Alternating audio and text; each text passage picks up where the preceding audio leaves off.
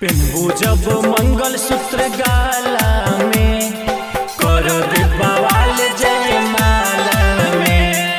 पेन्हू जब मंगल सूत्र गाला में, कर दे बवाल जयमाला में।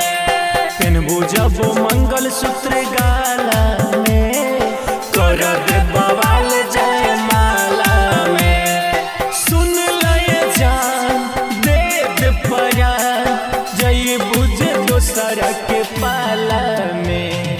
पेन्हू जब मंगल सूत्र गाला में, कर दे बवाल जयमाला में।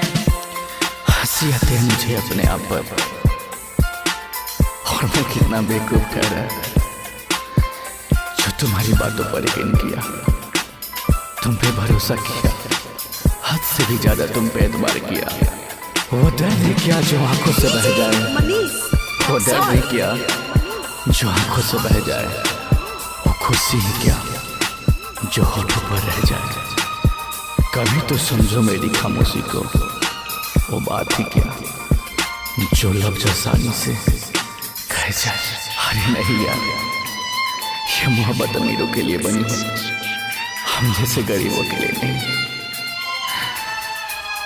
गरीबों के लिए नहीं। आई बारात दुआरा से लौट जाई, देखत रह जाई बाप औरी भाई। प्यार के हमरा जे बनल तू तमाशा, हो जाई जिंदगी तोहर गलल बतासा।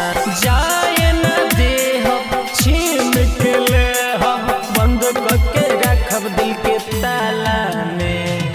पेन्हू जब मंगल सूत्र गाला में, कर दे बवाल जयमाला में। ना कोई किसी से दूर होता है, ना कोई किसी से दूर होता है, ना कोई किसी के करीब होता है। मोहब्बत खुद चल कर आता है, मोहब्बत खुद चल कर आता है, जब कोई किसी का नसीब होता है, जब कोई किसी का नसीब होता है। अरे गम ने हमें हंसने न दिया, गम ने हमें हंसने न दिया, जमाने ने न रोने दिया, इस उलझन ने चैन से जीने न दिया। थक के जब सितारों से पनाह ली, थक के जब सितारों से पनाह ली, नींद आई तो तेरी याद में सोने न दिया, सोने न दिया। दुर्गेश तिवारी पर राखो भरोसा, सातों जन्म तोहे दिहे न धोखा।